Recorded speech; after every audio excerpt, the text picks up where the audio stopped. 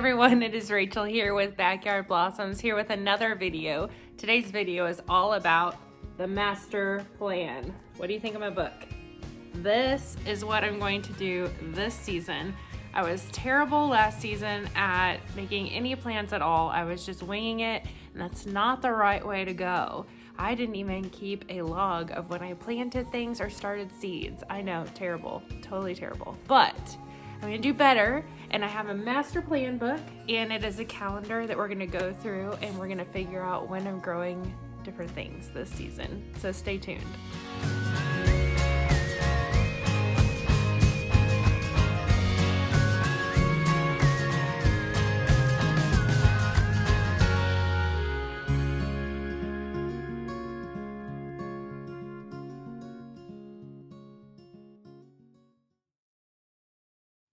All right, guys, welcome to my toddler-proof hiding place.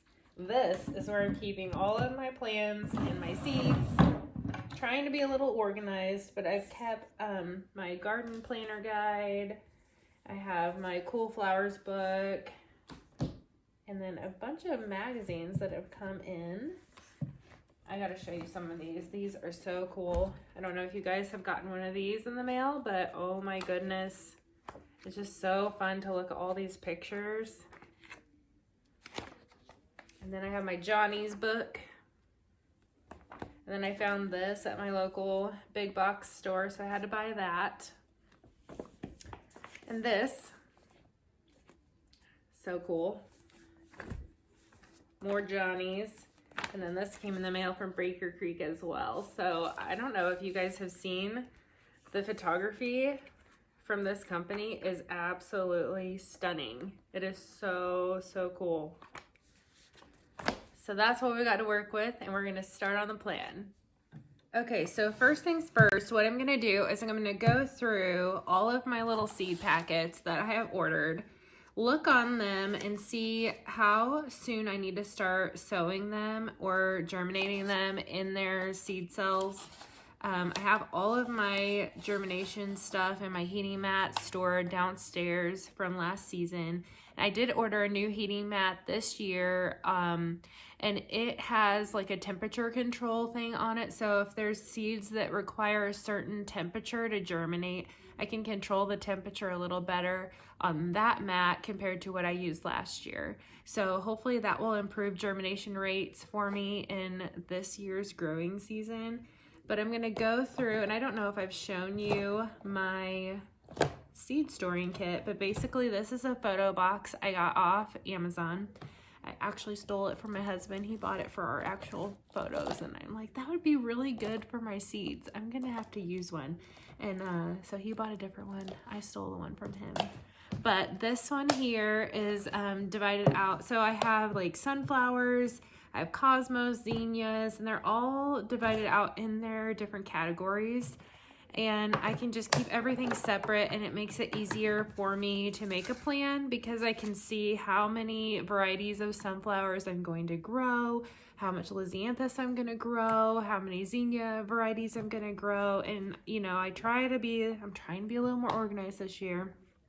So far this has been working awesome, and this will help me with coming up with a plan. So I'm going to go through and see what seeds I have, and go through and probably I'll show you the book too on when I'm going to start growing different things. So that's coming up next.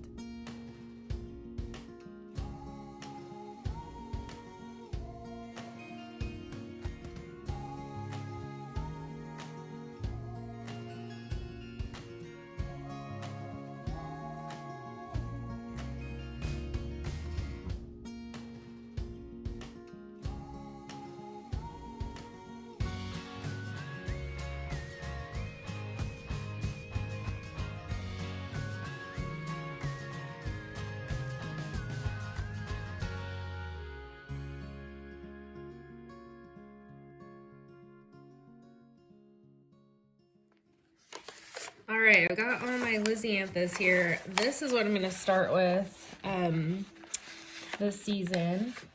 I think this is going to be the first one I'm going to look at. So if you look at the back of the packets, it'll say that you need to sow 12 to 13 weeks in deep cell packs before last frost. So 12 weeks before my last frost date is the 23rd.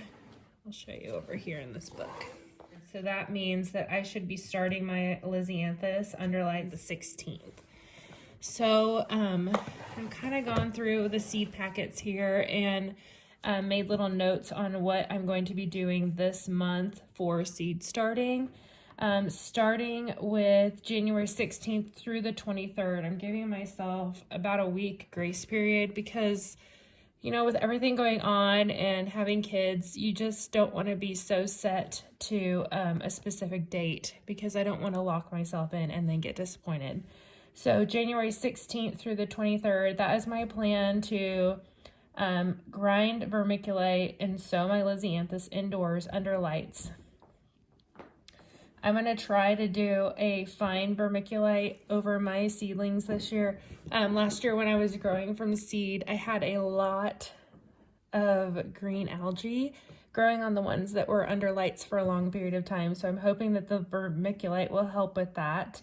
And then also I want to start my white glitter indoors, and I want to start eucalyptus by the 23rd through 30th. And I want to refrigerate my Bells of Ireland because that one needs to be refrigerated for a few weeks before I start to germinate that.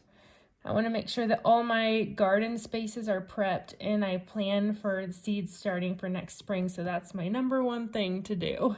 So that is my list for this January. And then if we flip to February, by February 6th, I want to start my Goldstrom Rudbeckia, and by February 8th, I want to start my marigolds.